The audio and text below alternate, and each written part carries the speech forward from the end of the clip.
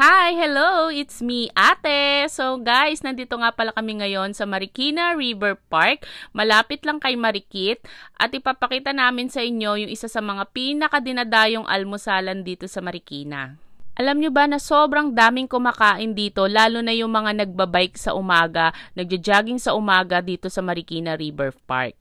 So ito yung mga meron silang lumpiang toge, meron silang tokwat baboy, meron din sila nitong pansit canton, at syempre meron din nitong bihon, meron din sila ditong lumpiang sariwa. So ayan siya.